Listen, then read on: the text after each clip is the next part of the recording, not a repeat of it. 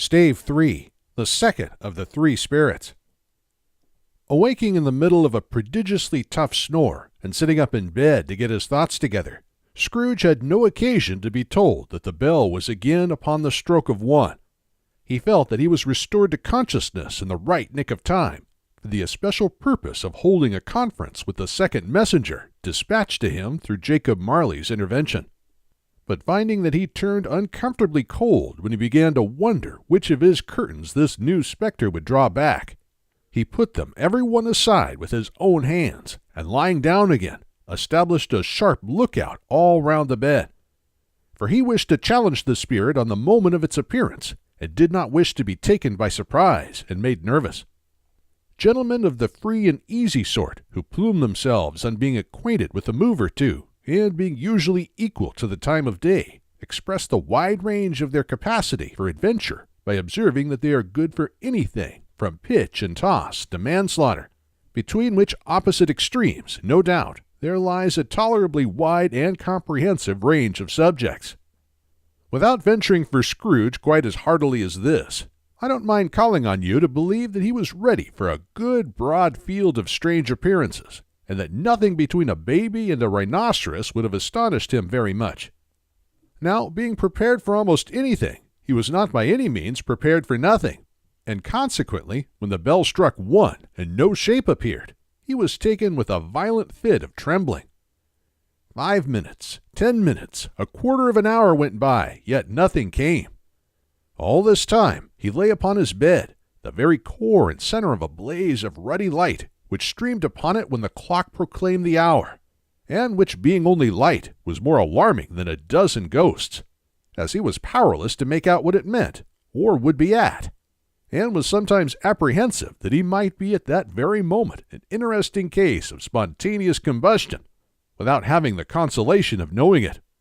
At last, however, he began to think, as you or I would have thought at first, for it is always the person not in the predicament who knows what ought to have been done in it, and would unquestionably have done it too. At last, I say, he began to think that the source and secret of this ghostly light might be in the adjoining room, from whence, on further tracing it, it seemed to shine.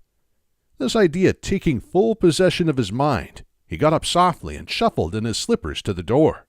The moment Scrooge's hand was on the lock, a strange voice called him by his name and bade him enter. He obeyed. It was his own room, there was no doubt about that, but it had undergone a surprising transformation. The walls and ceiling were so hung with living green that it looked a perfect grove, from every part of which bright gleaming berries glistened. The crisp leaves of holly, mistletoe, and ivy reflected back the light, as if so many little mirrors had been scattered there, and such a mighty blaze went roaring up the chimney as that dull petrifaction of a hearth had never known in Scrooge's time, or Marley's, or for many and many a winter season gone. Heaped up upon the floor to form a kind of throne were turkeys, geese, game, poultry, brawn, great joints of meat, sucking pigs, long wreaths of sausages, mince pies, plum puddings, barrels of oysters, red-hot chestnuts, cherry-cheeked apples, juicy oranges, luscious pears, immense 12th cakes, and seething bowls of punch that made the chamber dim with their delicious steam. In easy state upon this couch there sat a jolly giant, glorious to see, who bore a glowing torch, and shaped not unlike Plenty's horn, and held it up, high up, to shed its light on Scrooge as he came peeping round the door. "Come in," exclaimed the ghost. "Come in, and know me better, man." Scrooge entered timidly and hung his head before this spirit. He was not the dogged Scrooge he had been, and though its eyes were clear and kind, he did not like to meet them. "I am the ghost of Christmas present," said the spirit. "Look upon me." Scrooge reverently did so. It was clothed in one simple deep green robe or mantle bordered with white fur. This garment hung so loosely on the figure that its capacious breast was bare, as if disdaining to be warded or concealed by any artifice.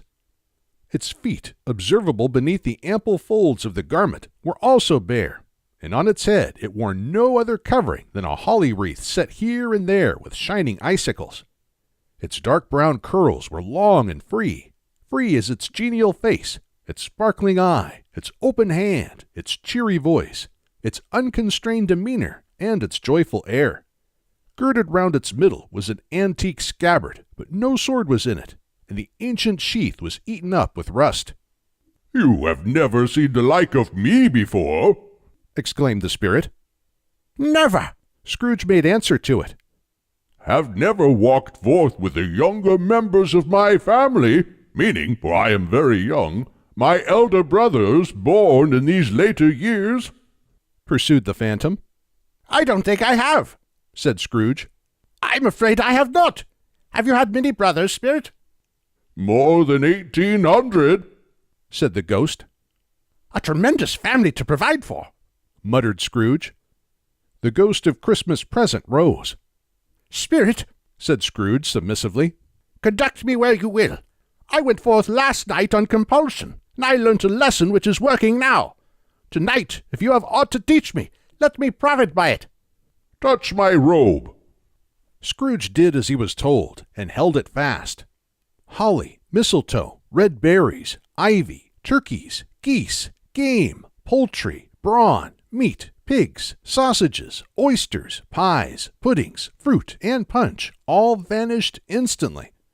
So did the room, the fire, the ruddy glow, the hour of night, and they stood in the city streets on Christmas morning, where, for the weather was severe, the people made a rough but brisk and not unpleasant kind of music, in scraping the snow from the pavement in front of their dwellings, and from the tops of their houses, whence it was mad delight to the boys to see it come plumping down into the road below, and splitting into artificial little snowstorms.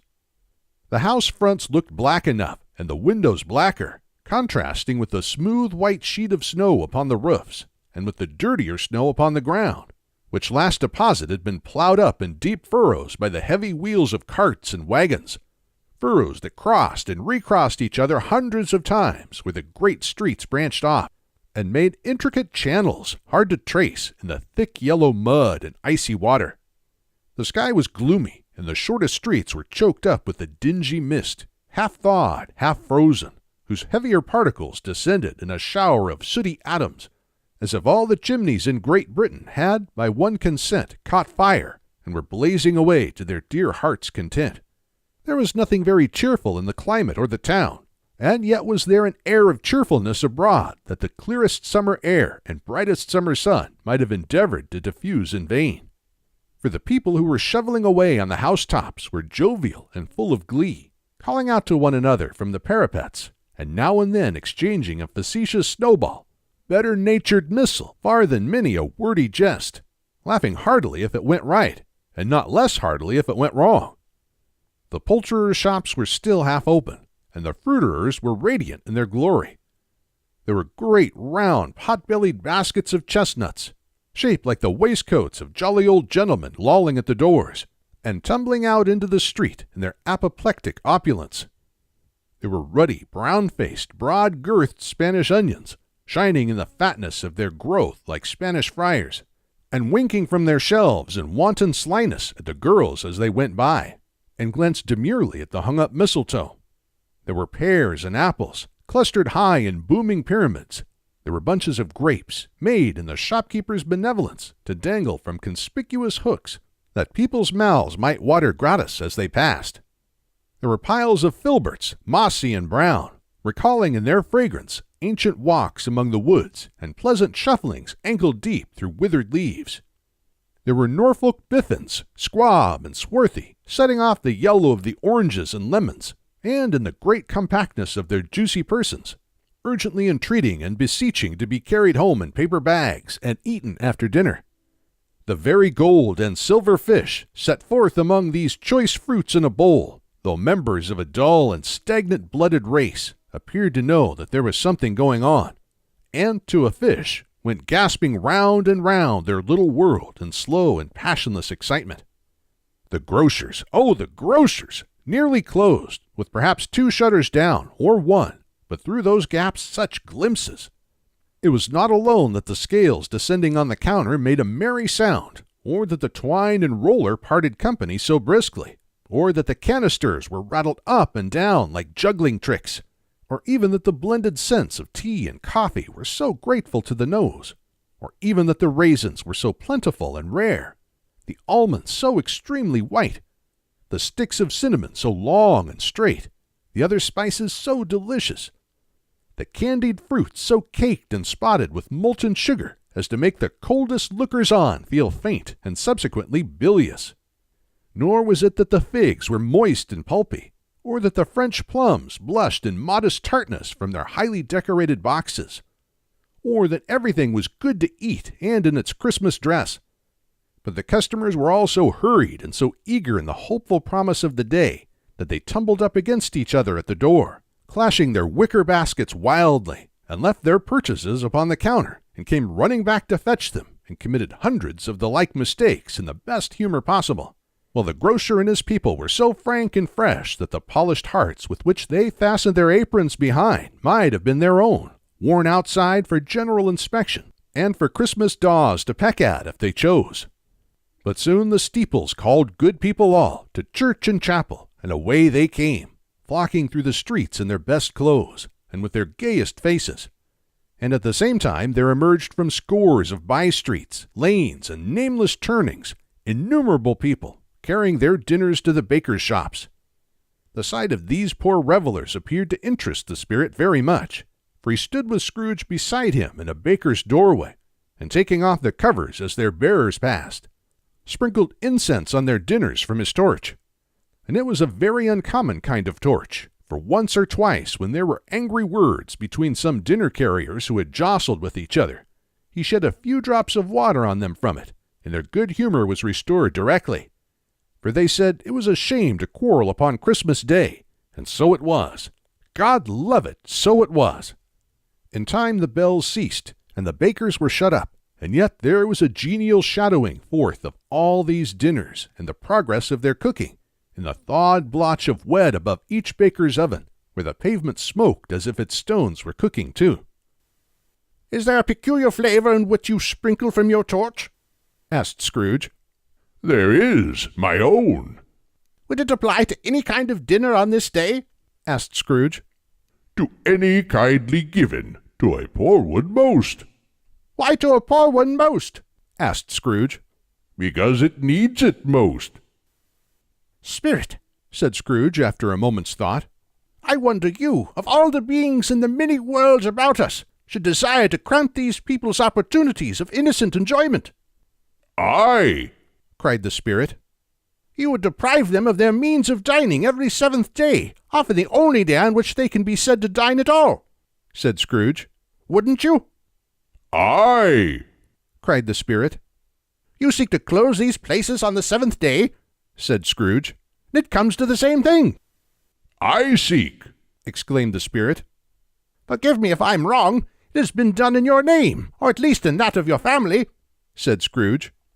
There are some upon this earth of yours, returned the spirit, who lay claim to know us, and who do their deeds of passion, pride, ill will, hatred, envy, bigotry, and selfishness in our name, who are as strange to us and all our kith and kin as if they had never lived. Remember that, and charge their doings on themselves, not us." Scrooge promised that he would, and they went on, invisible, as they had been before, into the suburbs of the town. It was a remarkable quality of the ghost, which Scrooge had observed at the baker's, that notwithstanding his gigantic size, he could accommodate himself to any place with ease, and that he stood beneath a low roof quite as gracefully and like a supernatural creature as it was possible he could have done in any lofty hall.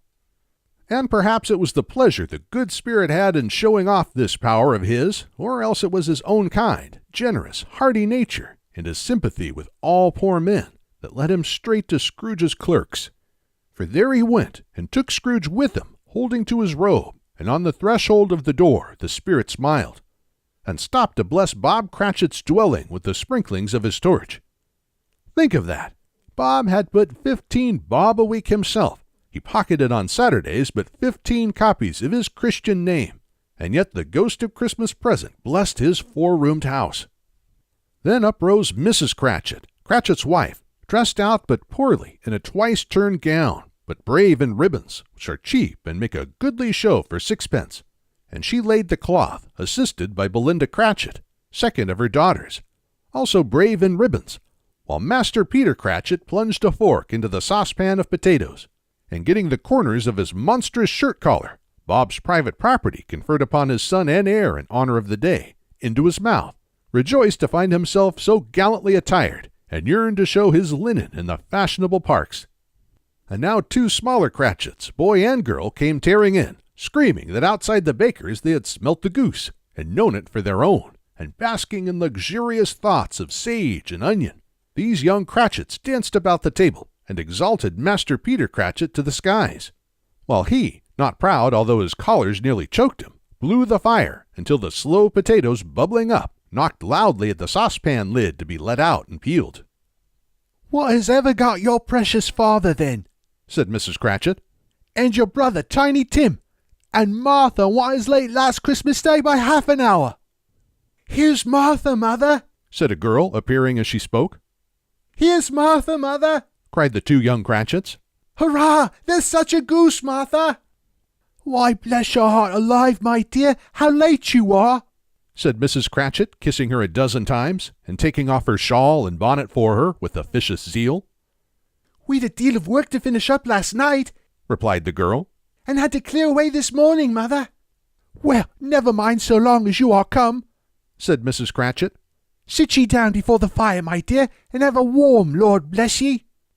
"No, no, there's father coming," cried the 2 young Cratchits, who were everywhere at once. "Hide, Martha, hide!" So Martha hid herself, and in came little Bob, the father, with at least 3 feet of comforter exclusive of the fringe, hanging down before him, and his threadbare clothes darned up and brushed to look seasonable, and Tiny Tim upon his shoulder. Alas for Tiny Tim, he bore a little crutch, and had his limbs supported by an iron frame. "Why, where's our Martha?" cried Bob Cratchit, looking round. "Not coming," said Mrs. Cratchit. "Not coming," said Bob, with a sudden declension in his high spirits, for he had been Tim's blood horse all the way from church, and had come home rampant. "Not coming upon Christmas Day?" Martha didn't like to see him disappointed, if it were only in joke, so she came out prematurely from behind the closet door and ran into his arms, while the 2 young Cratchits hustled Tiny Tim and bore him off into the wash-house, and that he might hear the pudding singing in the copper. "And how did little Tim behave?" asked Mrs. Cratchit, when she had rallied Bob on his credulity, and Bob had hugged his daughter to his heart's content. "As good as gold," said Bob. "and better. Somehow he gets thoughtful sitting by himself so much, and thinks the strangest things you ever heard. He told me coming home that he hoped that people saw him in the church, because he was a cripple, and it might be pleasant to them to remember upon Christmas Day who made lame beggars walk and blind men see." Bob's voice was tremulous when he told them this, and trembled more when he said that Tiny Tim was growing strong and hearty. His active little crutch was heard upon the floor, and back came Tiny Tim before another word was spoken, escorted by his brother and sister to his stool beside the fire, and while Bob, turning up his cuffs, as if, poor fellow, they were capable of being made more shabby, compounded some hot mixture in a jug with gin and lemons, and stirred it round, and put it on the hob to simmer. Master Peter and the 2 ubiquitous young Cratchits went to fetch the goose, with which they soon returned in high procession. Such a bustle ensued that you might have thought a goose the rarest of all birds, a feathered phenomenon, to which a black swan was a matter of course, and in truth it was something very like it in that house. Mrs. Cratchit made the gravy, ready beforehand in a little saucepan, hissing hot. Master Peter mashed the potatoes with incredible vigor. Miss Belinda sweetened up the applesauce. Martha dusted the hot plates. Bob took Tiny Tim beside him in a tiny corner at the table. The 2 young Cratchits set chairs for everybody, not forgetting themselves, and mounting guard upon their posts, crammed spoons into their mouths, lest they should shriek for goose before their turn came to be helped. At last the dishes were set on, and grace was said.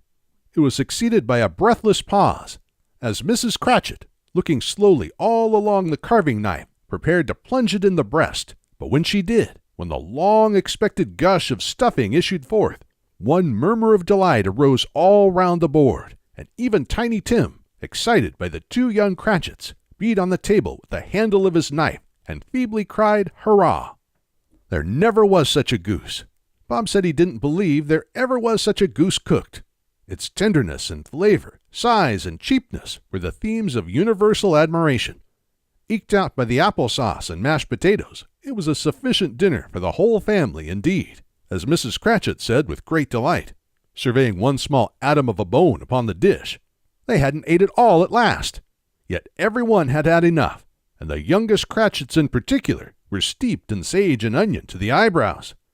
But now, the plates being changed by Miss Belinda, Mrs. Cratchit left the room alone, too nervous to bear witness, to take the pudding up and bring it in. Suppose it should not be done enough? Suppose it should break in turning out? Suppose somebody should have got over the wall of the backyard and stolen it, while they were merry with the goose? A supposition at which the two young Cratchits became livid. All sorts of horrors were supposed. Hallo! A great deal of steam! The pudding was out of the copper. A smell like a washing day. That was the cloth. A smell like an eating house and a pastry cook's next door to each other, with a laundress's next door to that. That was the pudding. In half a minute Mrs. Cratchit entered, flushed but smiling proudly, with the pudding, like a speckled cannonball, so hard and firm, blazing in half a quartern of ignited brandy, and bedight with Christmas holly stuck to the top.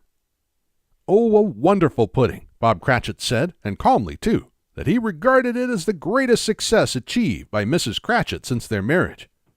Mrs. Cratchit said that now the weight was off her mind. She would confess she had had her doubts about the quantity of flour. Everybody had something to say about it, but nobody said or thought it was at all a small pudding for a large family.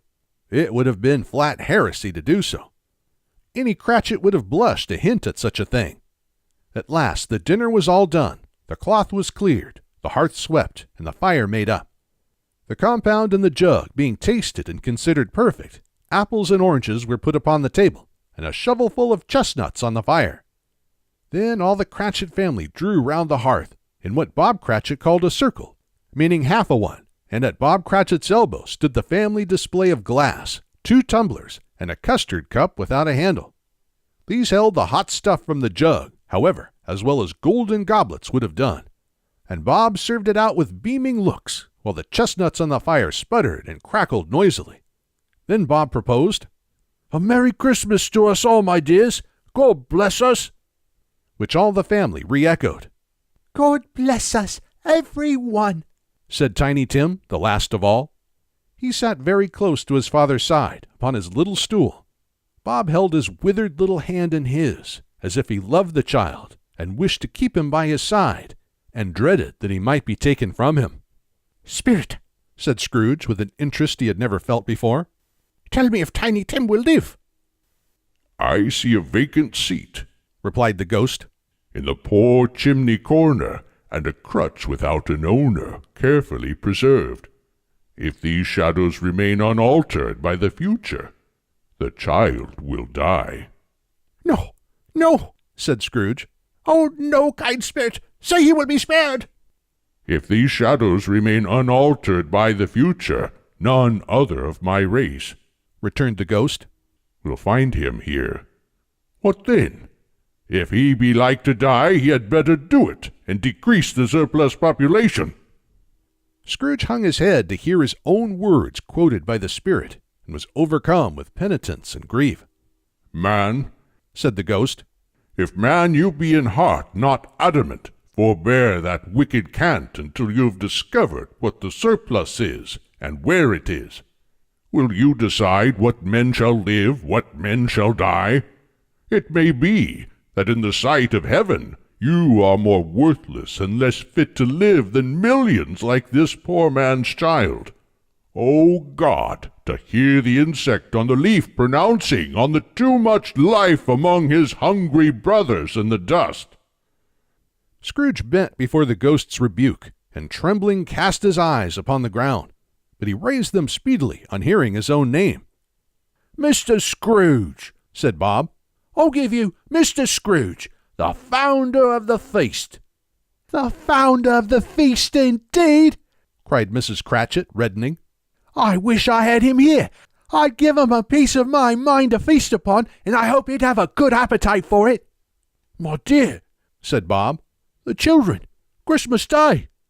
It should be Christmas Day, I am sure, said she, on which one drinks the health of such an odious, stingy, hard, unfeeling man as Mr. Scrooge. You know he is, Robert. Nobody knows it better than you do, poor fellow. My dear, was Bob's mild answer, Christmas Day. I'll drink his health for your sake and the day's, said Mrs. Cratchit. Not for his. Long life to him. A Merry Christmas and a Happy New Year. He'll be very merry and very happy, I have no doubt. The children drank the toast after her. It was the first of their proceedings, which had no heartiness in it. Tiny Tim drank it last of all, but he didn't care twopence for it. Scrooge was the ogre of the family. The mention of his name cast a dark shadow on the party, which was not dispelled for full 5 minutes. After it had passed away, they were 10 times merrier than before, from the mere relief of Scrooge the Baleful being done with. Bob Cratchit told them how he had a situation in his eye for Master Peter, which would bring in, if obtained, full 5 and 6 weekly. The 2 young Cratchits laughed tremendously at the idea of Peter's being a man of business, and Peter himself looked thoughtfully at the fire from between his collars, as if he were deliberating what particular investments he should favor when he came into the receipt of that bewildering income. Martha, who was a poor apprentice at a milliner's, then told them what kind of work she had to do and how many hours she worked at a stretch, and how she meant to lie abed tomorrow morning for a good long rest, tomorrow being a holiday she passed at home. Also how she had seen a countess and a lord some days before, and how the lord was much about as tall as Peter, at which Peter pulled up his collar so high that you couldn't have seen his head if you had been there. All this time the chestnuts in the jug went round, and by they had a song about a lost child traveling in the snow, from Tiny Tim, who had a plaintive little voice, and sang it very well indeed. There was nothing of high mark in this. They were not a handsome family. They were not well dressed. Their shoes were far from being waterproof. Their clothes were scanty, and Peter might have known, and very likely did, the inside of a pawnbroker's. But they were happy, grateful, pleased with one another, and contented with the time, and when they faded, and looked happier yet in the bright sprinklings of the spirit's torch at parting. Scrooge had his eye upon them, and especially on Tiny Tim, until the last. By this time it was getting dark, and snowing pretty heavily, and as Scrooge and the spirit went along the streets, the brightness of the roaring fires in kitchens, parlors, and all sorts of rooms was wonderful. Here the flickering of the blaze showed preparations for a cozy dinner, with hot plates baking through and through before the fire, and deep red curtains ready to be drawn to shut out cold and darkness. There all the children of the house were running out into the snow to meet their married sisters, brothers, cousins, uncles, aunts, and be the first to greet them. Here again were shadows on the window blind of guests assembling, and there a group of handsome girls, all hooded and fur-booted, and all chattering at once, tripped off lightly to some near neighbor's house, where, woe upon the single man who saw them enter, artful witches, well they knew it, in a glow. But if you had judged it from the numbers of people on their way to friendly gatherings, you might have thought that no one was at home to give them welcome when they got there, instead of every house expecting company and piling up its fires half chimney high. Blessings on it, how the ghost exulted, how it bared its breadth of breast, and opened its capacious palm, and floated on, outpouring with a generous hand its bright and harmless mirth on everything within its reach. The very lamplighter, who ran on before dotting the dusky street with specks of light, and who was dressed to spend the evening somewhere, laughed out loudly as the spirit passed, though little kenned the lamplighter that he had any company but Christmas. And now, without a word of warning from the ghost, they stood upon a bleak and desert moor, where monstrous masses of rude stone were cast about, as though it were the burial place of giants, and water spread itself wheresoever it listed, or would have done so but for the frost that held it prisoner. And nothing grew but moss and furze, and coarse rank grass.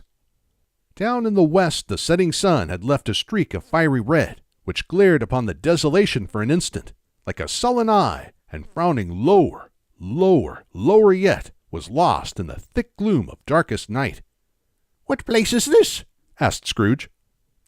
"A place where miners live, who labor in the bowels of the earth," returned the spirit. but they know me. See!" A light shone from the window of a hut, and swiftly they advanced towards it. Passing through the wall of mud and stone, they found a cheerful company assembled round a glowing fire. An old man and woman, with their children and their children's children, and another generation beyond that, all decked out gaily in their holiday attire.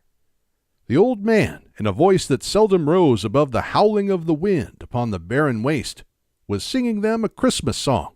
It had been a very old song when he was a boy, and from time to time they all joined in the chorus. So surely as they raised their voices, the old man got quite blithe and loud, and so surely as they stopped, his vigor sank again. The spirit did not tarry here, but bade Scrooge hold his robe, and passing on above the moor, sped whither? Not to see, to see. To Scrooge's horror, looking back, he saw the last of the land, a frightful range of rocks behind them, and his ears were deafened by the thundering of water as it rolled and roared and raged among the dreadful caverns it had worn and fiercely tried to undermine the earth. Built upon a dismal reef of sunken rocks, some league or so from shore, on which the waters chafed and dashed, the wild year through, there stood a solitary lighthouse. Great heaps of seaweed clung to its base, and storm birds, born of the wind, one might suppose, as seaweed of the water, rose and fell about it, like the waves they skimmed. But even here, two men who watched the light had made a fire, that through the loophole in the thick stone wall shed out a ray of brightness on the awful sea. Joining their horny hands over the rough table at which they sat, they wished each other Merry Christmas in their can of grog, and one of them, the elder too, with his face all damaged and scarred with hard weather, as the figurehead of an old ship might be, struck up a sturdy song that was like a gale in itself. Again the ghost sped on, above the black and heaving sea, on, until, being far away, as he told Scrooge, from any shore, they lighted on a ship. They stood beside the helmsman at the wheel, the lookout in the bow, the officers who had the watch, dark, ghostly figures in their several stations. But every man among them hummed a Christmas tune, or had a Christmas thought, or spoke below his breath to his companion of some bygone Christmas day, with homeward hopes belonging to it. And every man on board, waking or sleeping, good or bad, had a kinder word for another on that day than on any day in the year, and had shared to some extent in its festivities, and had remembered those he cared for at a distance, and had known that they delighted to remember him. It was a great surprise to Scrooge, while listening to the moaning of the wind, and thinking what a solemn thing it was to move on through the lonely darkness over an unknown abyss, whose depths were secrets as profound as death. It was a great surprise to Scrooge, while thus engaged, to hear a hearty laugh.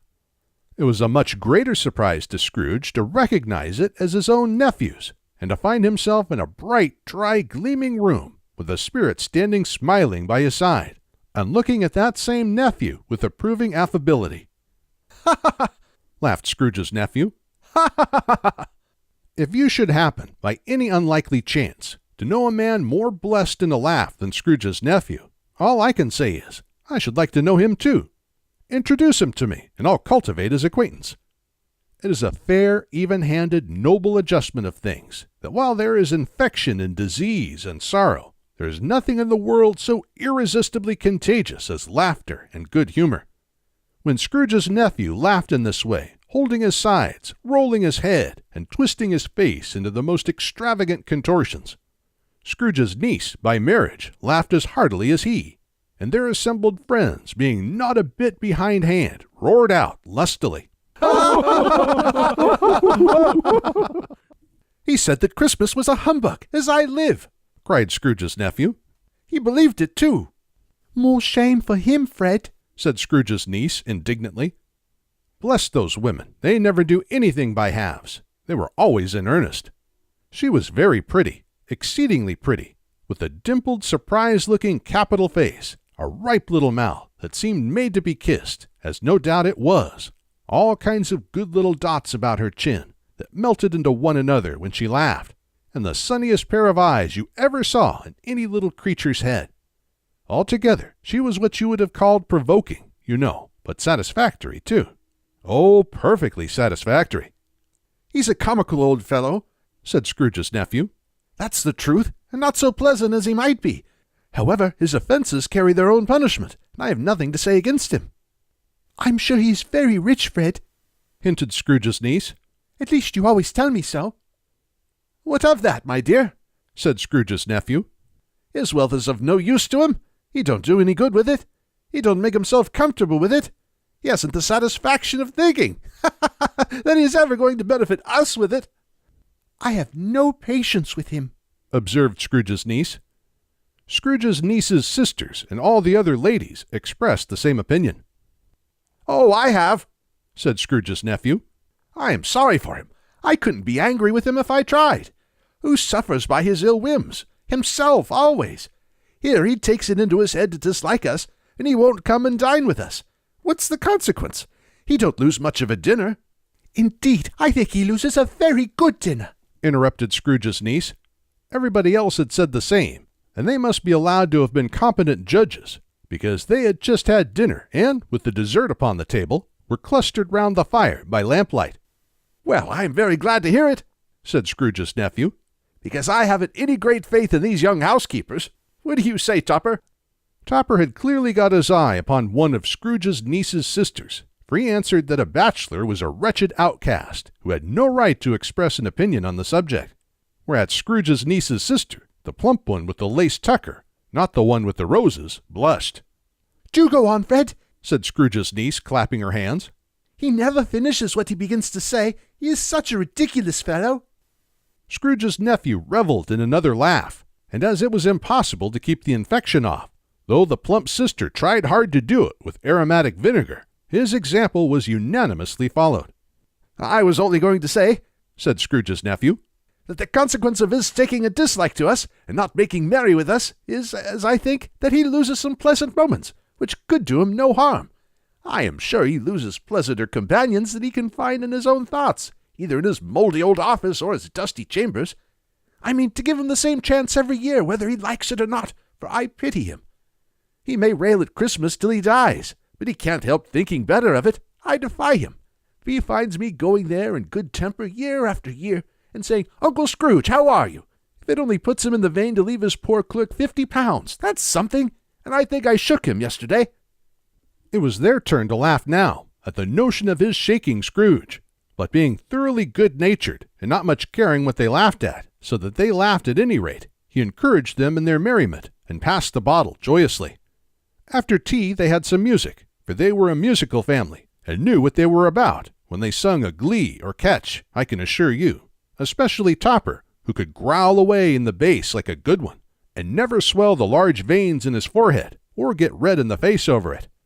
Scrooge's niece played well upon the harp, and played among other tunes a simple little air, a mere nothing, you might learn to whistle it in 2 minutes, which had been familiar to the child who fetched Scrooge from the boarding school, as he had been reminded by the ghost of Christmas past. When this strain of music sounded, all the things that ghost had shown him came upon his mind. He softened more and more, and thought that if he could have listened to it often, years ago, he might have cultivated the kindnesses of life for his own happiness with his own hands, without resorting to the sexton spade that buried Jacob Marley. But they didn't devote the whole evening to music. After a while they played at forfeits, for it is good to be children sometimes, and never better than at Christmas, when its mighty founder was a child himself. Stop! There was first a game at Blind Man's Bluff. Of course there was. And I no more believe Topper was really blind than I believe he had eyes in his boots. My opinion is that it was a done thing between him and Scrooge's nephew, and that the ghost of Christmas present knew it. The way he went after that plump sister in the lace tucker was an outrage on the credulity of human nature, knocking down the fire irons, tumbling over the chairs, bumping up against the piano, smothering himself among the curtains. Wherever she went, there went he. He always knew where the plump sister was. He wouldn't catch anybody else. If you had fallen up against him, as some of them did, and stood there, he would have made a feint of endeavoring to seize you, which would have been an affront to your understanding, and would instantly have sidled off in the direction of the plump sister. She often cried out that it wasn't fair, and it really was not. But when at last he caught her, when, in spite of all her silken rustlings and her rapid flutterings past him, he got her into a corner whence there was no escape, then his conduct was the most execrable. For his pretending not to know her, his pretending that it was necessary to touch her headdress, and further to assure himself of her identity by pressing a certain ring upon her finger and a certain chain about her neck, was vile, monstrous. No doubt she told him her opinion of it, when, another blind man being in office, they were so very confidential together behind the curtains. Scrooge's niece was not one of the blind man's buff party, but was made comfortable with a large chair and a footstool in a snug corner where the ghost and Scrooge were close behind her. But she joined in the forfeits, and loved her love to admiration with all the letters of the alphabet.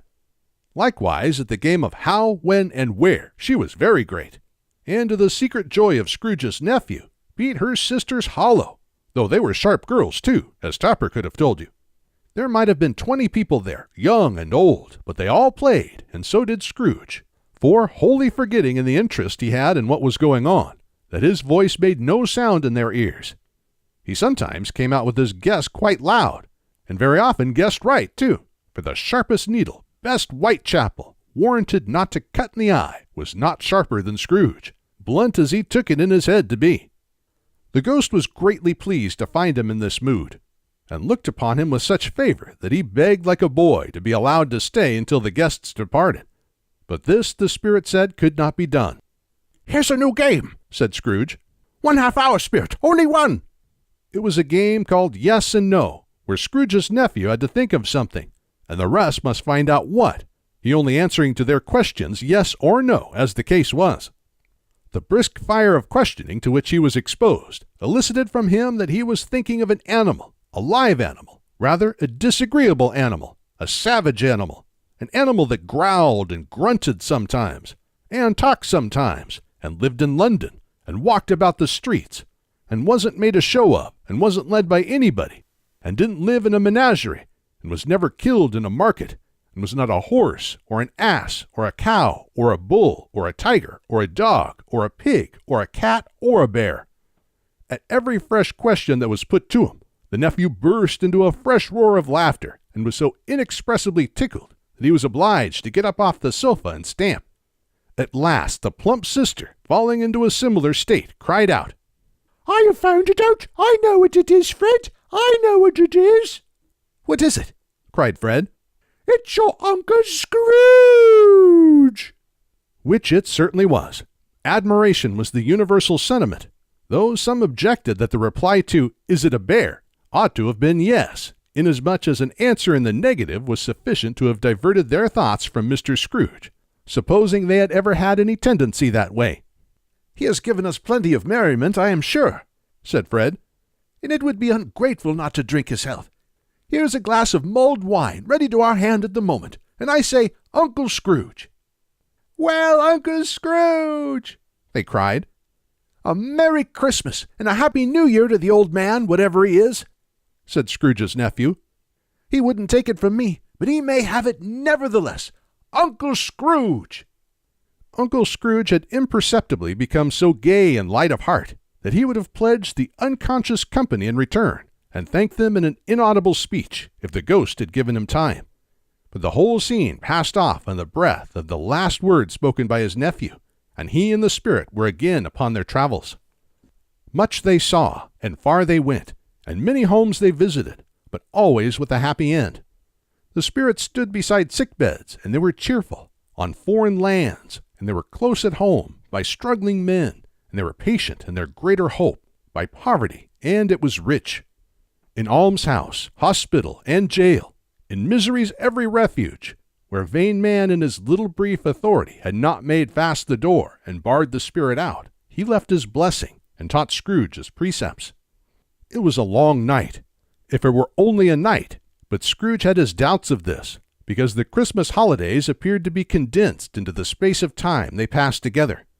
It was strange, too, that while Scrooge remained unaltered in his outward form, the ghost grew older, clearly older. Scrooge had observed this change, but never spoke of it, until they left a children's 12th night party, when, looking at the spirit as they stood together in an open place, he noticed that its hair was gray. "Are spirits' lives so short?" asked Scrooge. My life upon this globe is very brief," replied the ghost. "It ends tonight." Tonight? Cried Scrooge. Tonight at midnight. Hark, the time is drawing near. The chimes were ringing the 11:15 at that moment. Forgive me if I am not justified in what I ask, said Scrooge, looking intently at the spirit's robe. But I see something strange, not belonging to yourself, protruding from your skirts. Is it a foot or a claw? It might be a claw, for the flesh there is upon it, was the spirit's sorrowful reply. Look here. From the foldings of its robe it brought 2 children, wretched, abject, frightful, hideous, miserable. They knelt down at its feet and clung upon the outside of its garment. Oh, man, look here. Look down here, exclaimed the ghost. They were a boy and girl, yellow, meager, ragged, scowling, wolfish, but prostrate, too, in their humility.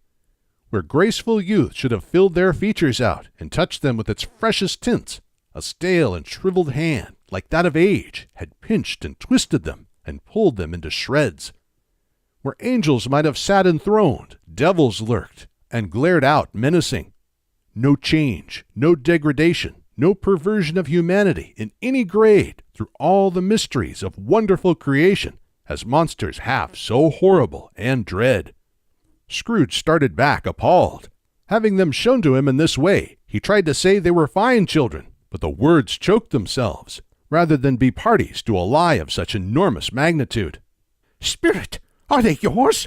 Scrooge could say no more. They are man's, said the spirit, looking down upon them. And they cling to me, appealing from their fathers. This boy is ignorance, this girl is want. Beware them both, and all of their degree, but most of all beware this boy, for on his brow I see that written which is doom, unless the writing be erased. Deny it, cried the spirit, stretching out its hand towards the city. Slander those who tell it ye. Admit it for your factious purposes, and make it worse, and bide the end. Have they no refuge or resource? Cried Scrooge. Are there no prisons?